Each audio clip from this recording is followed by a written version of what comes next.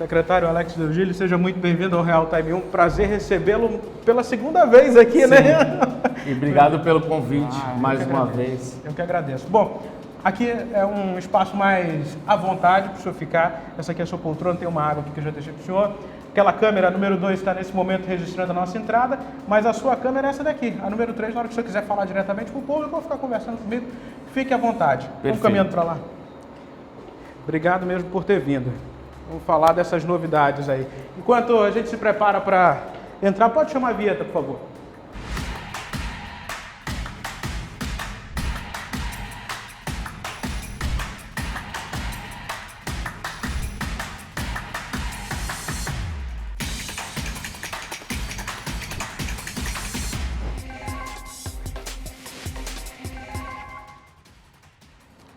Bom, está aqui comigo o secretário de Fazenda do Amazonas, Alex Deogílio, economista formado pela USP, tem mestrado em administração pela FGV e é professor de programas de MBA. Está no comando da Cefaz desde 2019, começo do governo Wilson, né, secretário? Exatamente. Secretário, eu imagino o desafio que deve ter acontecido durante o primeiro governo, agora também um desafio em tanto, porque a gente vai falar de reforma tributária, que é inevitável esse tema no momento, mas é mais importante a gente saber ainda a contribuição do Amazonas nessas discussões que vão começar a ocorrer em Brasília. O que o Amazonas tem a contribuir para a gente não sair prejudicado? Sem dúvida, o desafio esse ano, nesse novo mandato, ele realmente é um pouco diferente do primeiro. A gente tem uma pressão maior do novo governo federal em relação à reforma tributária, que já está em pauta, inclusive o governo federal, conforme declarações de quem está cuidando da reforma tributária, tanto do ministro da Fazenda, o Haddad, como do Bernardo Api, que é o secretário especial da reforma tributária, é que eles pretendem que seja votado já na Câmara em abril.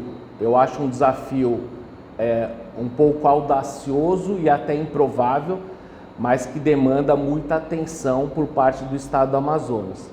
Além disso, a gente tem as questões das contingências que foram trazidas pela Lei Complementar 192, a Lei Complementar 194, ainda no ano passado, reduzindo as alíquotas de forma mandatória para os estados em relação, talvez, à cesta de principais produtos que são tributados, que é a energia, o combustível e telecomunicações. Além do transporte coletivo, só que o transporte coletivo ele tem uma arrecadação mais discreta. Isso fez com que os estados arrecadassem bem menos e, inclusive, hoje está em pauta a discussão da compensação. De que forma que a União vai poder compensar esses estados? Vai ser compensado em uma parcela? Vai ser compensado ao longo do ano, em 4 anos? Enfim, são diversos desafios, alguns de todos os entes da federação, todas as unidades federadas e, por que não dizer também, dos municípios, né? Eu vou falar dos entes subnacionais, mas alguns, obviamente, específicos do Amazonas, como a questão da Zona Franca de Manaus, que a gente precisa manter as vantagens competitivas, as vantagens comparativas e, sobretudo, a nossa receita própria. Senhor, o texto do jeito que está, a proposta do jeito que está, favorável, prejudicial, qual é o ponto mais sensível disso, olhando para o prisma Amazonas? O que a gente tem hoje é a PEC 45 e a PEC 110. A ideia da equipe do governo é fazer algo híbrido usando essas PECs. Eles, obviamente, não vão começar do zero, até porque eles querem fazer essa tramitação de forma rápida. E em cima dessas duas PECs, eles vão avançar com alguns outros textos que vão ser incluídos, que vai ser a negociação com setores, com municípios, com estados, porque são muitos agentes econômicos envolvidos, né? O agronegócio, que hoje paga pouco tributo, serviços, por exemplo, com a unificação de bens e serviços em tese vai ter uma carga mais alta. Então também tem uma resistência desse setor. Então, diante disso, a gente tem esses questionamentos, E a questão da Zona Franca, se eu for olhar hoje de forma fria, tem lá um tratamento, né, pelo menos o último texto, né, que foi divulgado, tem um tratamento favorecido, diferenciado para a Zona Franca. Todavia não fala como, que é o mais importante, porque você tem um texto dizendo que você tem um tratamento favorecido ou um tratamento diferenciado, mas na prática não garante nada, absolutamente nada, porque um tratamento favorecido, se eu te der R$1, já é um tratamento favorecido, um subsídio, por exemplo. Não é o caso, mas é só a título de exemplificação. Então a gente precisa de ter no texto, além do dispositivo que fala em tratamento diferenciado, que mantenha vantagens competitivas, como se dará isso? Então, por exemplo, a gente tem o CAT que formulou algumas ideias e, por exemplo, tem várias alternativas. A nossa do CAT, que é a principal e que a gente vem alinhando com os outros secretários, a gente ainda vai conversar com a bancada, a gente julga que tem 3 pontos do como que são imprescindíveis. O primeiro é a origem híbrida, é o pagamento do tributo de forma híbrida. Hoje a gente tem o pagamento na origem e no destino. O IVA, ele joga tudo para o destino, ou seja, favorece os estados consumidores e prejudica os estados produtores. No caso do Amazonas, nós somos um estado eminentemente produtor. Assim como São Paulo, Rio Grande do Sul, só que São Paulo e Rio Grande do Sul, ainda que sejam estados pujantes, produtores, eles também são consumidores. Então, existe uma perda, mas uma perda menor. Então é importante que no texto da reforma esteja lá, que no caso específico do Amazonas, esse é o primeiro ponto, parte da cobrança do tributo tem que se dar na origem e parte no destino.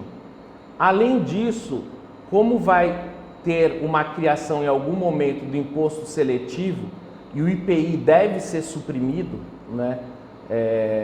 Por exemplo, na PEC 45 tem um prazo de supressão, já na 110 não fala em prazo, mas a gente sabe que vai ser suprimido. Então, o seletivo teria que vir com o escopo do IPI para a Zona Franca. Em que sentido? Tudo que for produzido fora da área da Zona Franca de Manaus, a excepcionalidade, seja em outros estados ou em outros países, por exemplo, e que são produzidos aqui, vamos pensar em 2 rodas, né? Que seria o motocicleta, sobretudo. A alíquota aqui é 0, lá seria 35%, por exemplo. Então você mantém a vantagem competitiva. Porque se eu não tiver mais IPI, o que é 0 aqui vai ser 0 lá. Não faz o mínimo sentido uma empresa que visa lucro, ou seja, o objetivo de qualquer empresa é maximizar o lucro do acionista, se manter aqui em Manaus, não faz sentido algum. Então é importante que tenha essa trava do seletivo, já que vai existir esse imposto seletivo, que é o que a gente chama de Sintex, que é o imposto sobre o pecado, a gente vai considerar que a Zona Franca protege a natureza, então para evitar a externalidade negativa de acabar com a floresta, você tem que ter esse tratamento diferenciado. Porque esse tratamento ele vai se dar também, por exemplo, para bebidas alcoólicas, cigarros, tudo que é externalidade negativa, tanto para a saúde quanto para o meio ambiente. Então esse é o segundo ponto. Desculpa só fazer um adendo nessa sua fala. O senhor menciona sobre excepcionalizar os produtos que são produzidos aqui. Isso não geraria essa proposta, não estou falando que é da CEPAI, não é da CEPAI, não é do governo, mas essa proposta não geraria um prazo de validade também? Sem dúvida. Por isso que, assim, a gente entende que nenhuma proposta, se não tiver também uma visão de futuro, e a gente precisa criar isso, a gente vai ter um prazo de validade.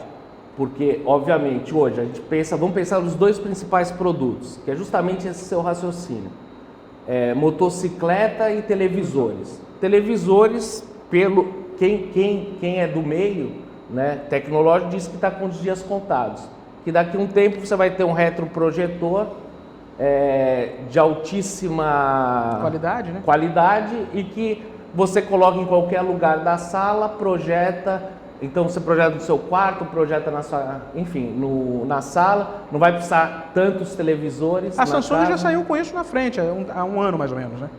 Eu não tenho conhecimento, Sim, mas saiu com um projetor pequeno que é fantástico. Então assim, daí imagina, se acontecer isso, é um novo produto, daí a gente não tem esse polo que é Samsung e LG, que tem praticamente todo o market share. No caso de duas rodas, está tendo esse movimento para motos elétricas, né? Hoje a gente só tem moto a combustão aqui, assim, já está entrando moto elétrica no Amazonas. Enfim, é complicado. A gente vai ter que verificar algum dispositivo que garanta o para frente. E talvez aí esse dispositivo seja justamente a questão da compensação.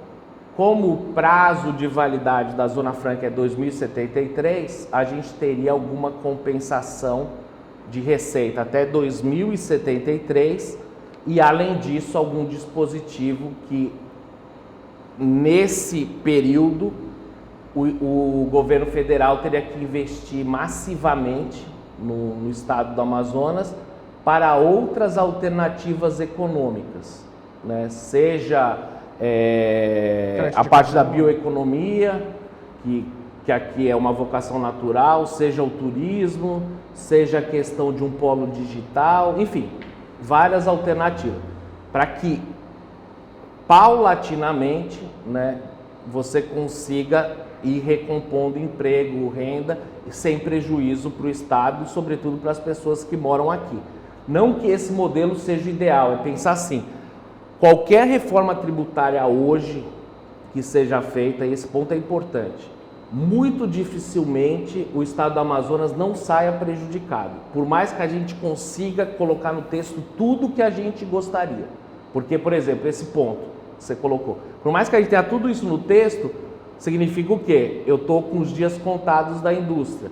Então, peraí, isso é bom, isso é ruim? Um modelo que foi tão bem sucedido no passado e que continua sendo bem sucedido, eu acho que ele deve continuar, deve se perpetuar, com outras alternativas se somando, né? E não substituindo. Substituindo, perfeito. Bom, o senhor começou a falar ainda há pouco sobre a questão da perda do ICMS, e aí a gente teve também a questão do IPVA com arrecadação.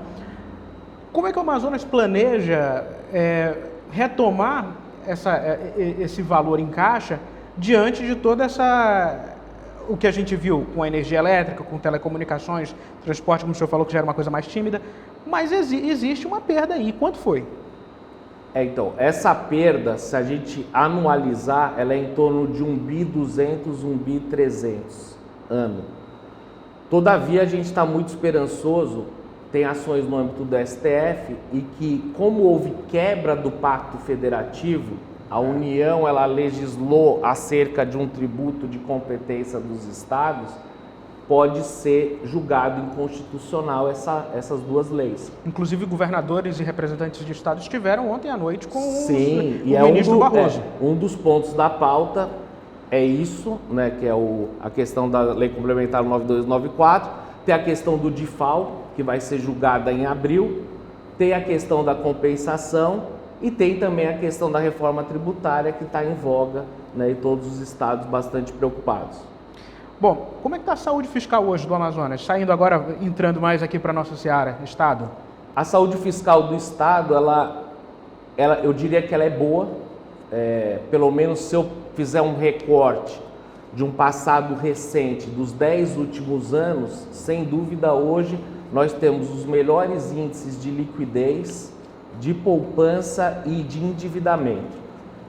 E além disso, nós tivemos uma arrecadação robusta nos últimos anos e hoje dificilmente a gente arrecada menos que 1.200 bi de ICMS por mês, que eu diria que é uma arrecadação bastante pujante. O nosso desafio hoje em relação, e daí é o desafio não só do Amazonas, mas de todos os estados, porque não adianta você é uma fotografia, minha situação fiscal é uma fotografia, hoje eu estou muito bem. Inclusive o índice de pessoal está abaixo do limite de alerta.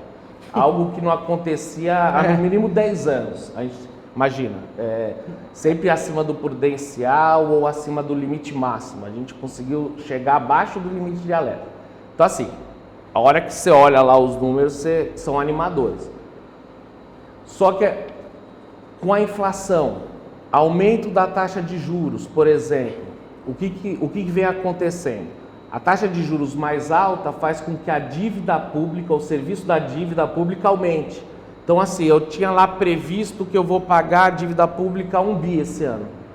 Daí o aumento da Selic joga minha dívida pública para 1 bi 300. Então, tá 13 alguma coisa, né?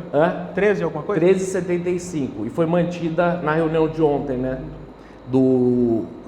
Na verdade a reunião foi na verdade a ata do Copom. Daí o que acontece? Essa taxa alta faz com que meu serviço de dívida fique mais alto. E eu previ lá no orçamento, um exemplo, 1 bi, só que eu tenho já lá 1 bi 300, um exemplo. E a gente não sabe o viés se vai ser de alta ou baixa. Daí tem a questão da taxa de câmbio, que influencia a nossa dívida externa, que a gente tem com os organismos multilaterais, Banco Mundial, Banco Interamericano e outros bancos, organismos multilaterais. Daí a inflação, o aumento da inflação me pressiona preços de serviços e bens que são comprados pelo governo. Então o que acontece? Muitos contratos são reajustados por conta da inflação. Então assim, se a gente for somando tudo isso, e fora a questão, por exemplo, precatório, que todo ano vem aumentando muito, isso não é um fenômeno do estado do Amazonas, é um fenômeno de todos os estados. Então são despesas que não são previstas e que aumentaram muito e tendem a aumentar por conta dessas variáveis macroeconômicas, né? Inflação, taxa de câmbio, taxa de juros, e elas tendem a aumentar. E do outro lado eu tenho uma receita que é incerta, sobretudo, além de considerar tudo aquilo que a gente já conversou, pela desaceleração da economia. A gente tem uma economia internacional desacelerada. Se eu pegar os 3 principais blocos, eu estou com um problema, que é Estados Unidos. Se eu pegar, por exemplo, Estados Unidos e Europa, eu estou com um problema monetário nesses 2 lugares. E fez com que a taxa de juros da economia também subisse. Isso pressiona a taxa de juros dos outros países, porque senão é mais seguro você investir nos países que têm o melhor rating de crédito. Além disso, no caso da Europa em específico, tem ainda a guerra Rússia-Ucrânia, que daí você tem problema de alguns insumos, enfim, fora o custo da guerra, que é altíssimo. Daí você vai para a China, a China aparentemente está tudo bem. Mas não está. Só que não está, primeiro que não vem crescendo de forma pujante como crescia, e tem a questão da Covid-19 que ainda está mal resolvida. Lá você tem de vez em quando alguns picos, porque a população não está vacinada. E mais recente a desconfiança de mercado por conta de conflitos na região de Taiwan. Também, além da questão geopolítica, né? Mas tirando a questão geopolítica, a questão econômica mesmo, qualquer momento pode ter lockdown, porque é assim que eles fazem, né? Começa um pico de Covid e lockdown, daí toda a cadeia de suprimentos, que hoje a China ela é a principal parceira de vários países, você tem um problema aí na cadeia de suprimentos. Então a gente, que é o que acontece hoje, então hoje a gente tem que é o pior cenário, uma inflação do lado da oferta. Não é que as pessoas estão consumindo mais, é porque o custo, quando a gente fala inflação da oferta, é inflação de custos, né? Tanto faz. Os custos estão aumentando. Isso. Bom, o governo do estado aprovou um empréstimo de 1 bilhão e 100 milhões de reais com o Banco do Brasil. Esses recursos devem ser liberados quando e devem ser aplicados em quais projetos, secretário? Esse recurso, na verdade, ele vai se somar a 400 milhões que ficaram sobrando do ano passado, então a gente vai estar falando aí de 1,5 bi, que está autorizado pela ALEAN para contratação de financiamento com o Banco do Brasil. Esse financiamento a gente já está em tratativa com o banco, a gente está aguardando as resoluções da STN, e em cima disso, dando tudo certo, normalmente assim, se for um trâmite rápido, leva mais uns 2, 3 meses. Se ele for um trâmite mais demorado, vai depender também das aprovações, daí pode levar um pouco mais. A ideia desse financiamento é, sobretudo, usar para infraestrutura, para os projetos de infraestrutura, de investimento. E uma parte desse recurso a gente vai alocar no Fundo Garantidor de PPPs. Tá? Então, a grande maioria do recurso vai para a infraestrutura, para as obras estruturais, e uma pequena parte a gente vai colocar no Fundo Garantidor. Como é que está a capacidade de investimento do Estado diante de todo esse cenário? A capacidade de investimento do Estado, assim como de todos os outros estados e municípios da federação, com capital próprio, ela é muito pequena hoje, por conta disso, dessas contingências. Então, todo mundo dependendo muito de capital de terceiro, mas assim, a gente, no caso do Amazonas, a gente tem um investimento até razoável com capital próprio, mas muito aquém do desejável, que obviamente, a gente gostaria de ter muito mais do que o que a gente tem disponível. Caminhando para o fim, secretário, o senhor já demonstrou a sua capacidade, eu falo isso porque a gente já conversou outras vezes aqui de segurar toda essa condição fiscal do estado do Amazonas nos últimos 4 anos, o senhor demonstrou essa competência, e agora olhando para frente, 2023, 2024, 2025 e 2026, qual a projeção para tudo isso? Então, a projeção é de incerteza, né?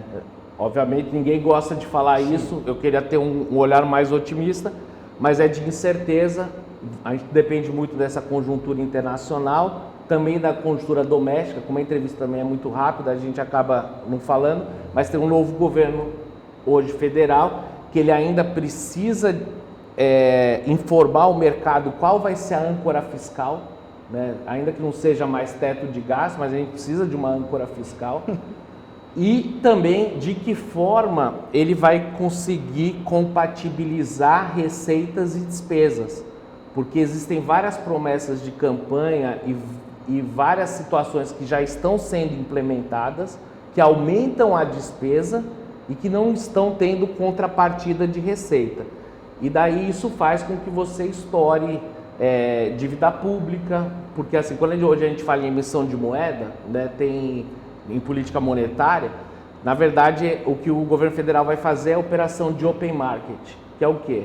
Vai vender título público para captar recurso e com esse recurso... Então, enquanto a gente não tiver isso muito bem definido, âncora fiscal, de que forma o governo vai conseguir suprir as despesas, com qual tipo de receita, e combinado com o cenário internacional, é muito difícil fazer qualquer previsão para os entes subnacionais. Seja as 27 unidades federadas, seja os 5.570 municípios.